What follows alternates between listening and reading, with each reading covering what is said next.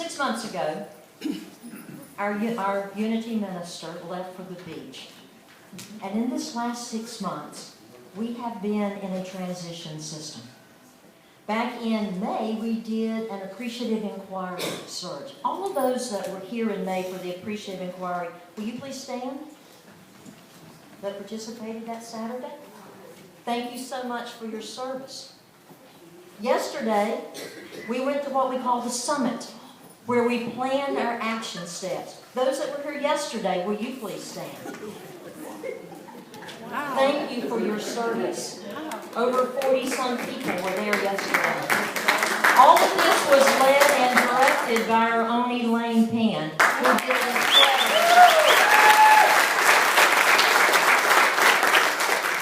And this morning we're going to take just a moment to show you the path forward to our congregation. This is our path forward. We have agreed as a congregation to evolve from a pastoral church to a program church. We are moving from the CEO top-down leadership model to a collaborative partnership of shared leadership in ministry. We are developing an organizational chart to show you what a program church will look like. We have the first draft already prepared, and as soon as it's finished, you'll all get copies of it. We will rewrite our bylaws. Our bylaws will support this evolution, and we will present them to you as a church for approval. We've also agreed that we're going to hire a new minister. We will establish the characteristics, qualifications, and duties for the minister. Actually, we did that yesterday. We'll be sharing that with you very shortly. And we're going to visualize having a minister, not wanting a minister. Do you understand the difference? Yes. When we sit in want, it's lack. When we sit in have, it's prosperity. We are moving out of wanting a minister to holding, having a minister. And we ask everyone to join us in that. We will establish a vision board and a gratitude class to help us vision this transition. We will enter into prayer and meditation with a new prayer class.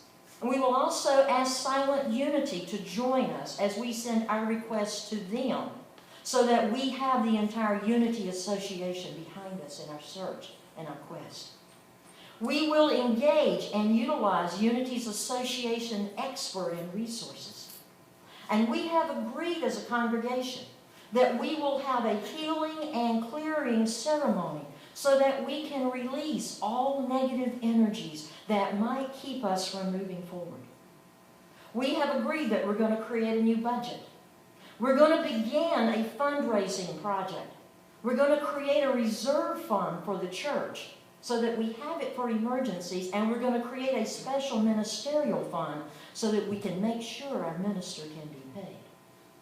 We have agreed that we're going to offer classes and Sunday morning services on prosperity and abundance.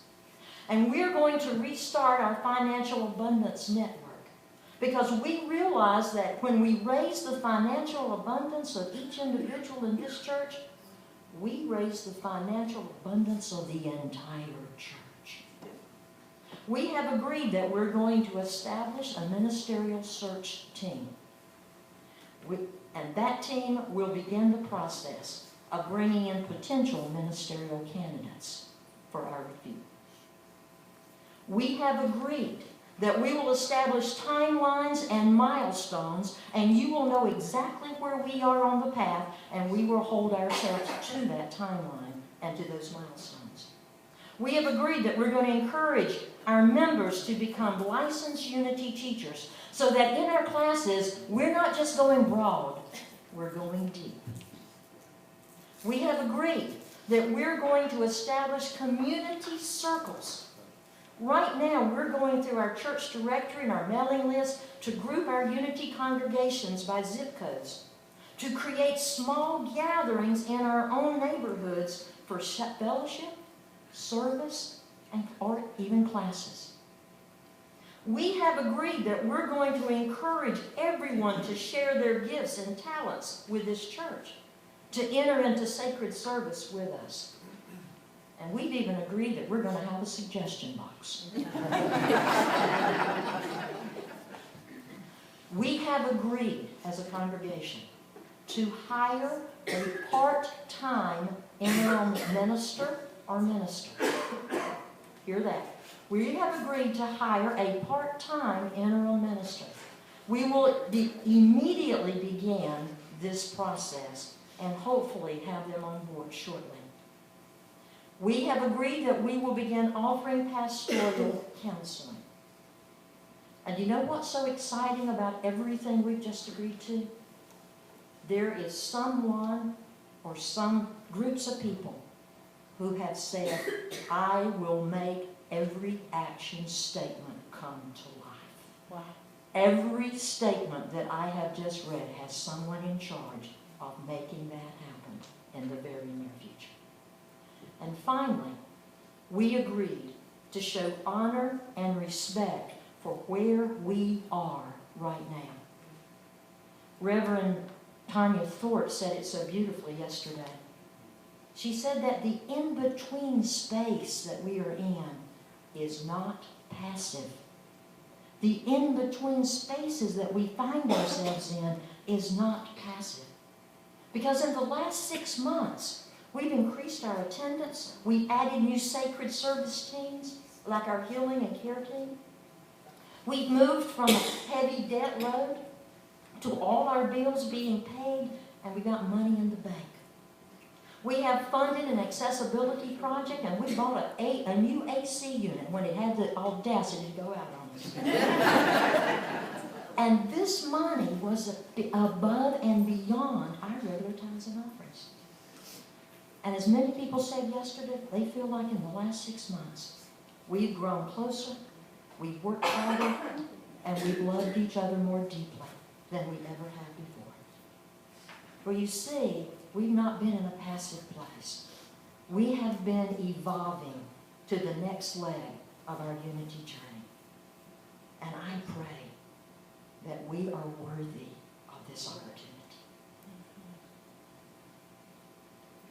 And with this knowledge and with this vision and with this path forward, will you join with me in this morning prayer affirming our path forward?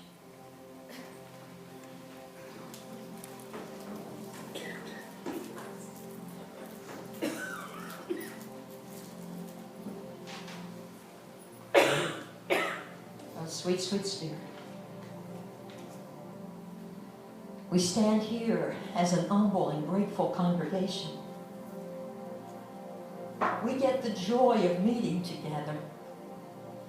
We get the privilege to be in community. We get the honor to love from our hearts. We get to be vulnerable. We get to be courageous. And right now, Spirit, as we begin a paradigm shift into a whole new way of doing ministry, we declare that we are capable of making this happen. We are strong enough. We are powerful enough. And we are brave enough for this opportunity. Because we know we've stood on the shoulders of those that's come before us. I am grateful for that unnamed study group that met decades ago, a small group of people. They told me it was just a little group of women who met and studied unity principles. We stand on their shoulders today. From their faith and from their teachings, there came unity of the Golden Triangle that met in Kernersville. We stand on their shoulders today as a unity community. From the Unity Church in Kernersville, there went out the Church of Unity in Winston-Salem, and Unity in Greensboro was formed. We stand on all of the teachings that's come before us in this community. And we will honor them. We will not fail them. We will not fail Spirit in offering this love and this joy and these teachings to our community and to the world. We are tired of being the best kept secret in Greensboro. We're tired of having people needing a strong message and a loving place to be. We declare that we will be that church. And right now, we understand that yesterday as we met, the storms came, the thunder was roaring, and in that tin building out back, the noise was so loud we had to clump together just to hear ourselves, and we started screaming our intentions the only way to hear. And when somebody would say, "Will you do this?" and somebody would scream, "Yes," and we took on the jobs and the responsibilities. And Spirit, I know in that moment, there was a minister sitting somewhere whose heart was touched, who said, "I want to be with a community like that, who could stand in a storm and shout our intentions and our knowledge." We are seeing now having a minister who's looking for us as much as we are looking for them. Because they want a new way of ministry. They want a new power to move forward. So we are grateful for where we are. We are thankful for who we are. And on this moment, and at this time, we stand as a community knowing and claiming our path forward. Someday, someone will stand on our shoulders, and we will have taken our place in this process of love and truth. And for this, we will always be grateful. For as we spoke, so it is. Amen.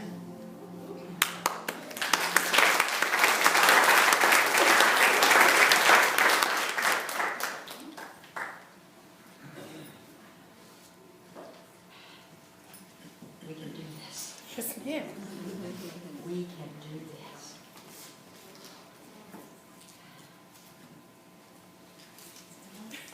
We have a wonderful daily word. It's called everlasting love. It's perfect for today, as always. I relaxed and opened my heart to the all-embracing, everlasting love of God. God's love never wavers. Yet there may be times when I close my heart to knowing the presence of divine love. Perhaps I'm feeling ashamed or undeserving of love. Or my heart is just hardened by anger or resentment. Perhaps I feel I must wait until I achieve a particular goal before I allow myself to feel the beloved of God. I now move beyond these barriers. I breathe deeply and remember that God's love is always mine to have and to share. In this moment, God's grace transcends any limited or limiting notions of my undeservedness. I gratefully allow God's loving kindness to flow freely in and through me for healing and transforming not only me, but the entire world. Jeremiah said it so beautifully in the 31st chapter of the Old Testament. Jeremiah said that the Lord appeared to him from afar away, and the Lord said, "I have loved you with an everlasting love, and I have continued my faithfulness to you." And that's what God says to us today. I love you with an everlasting love, with my faithfulness. The daily word for the day is everlasting love.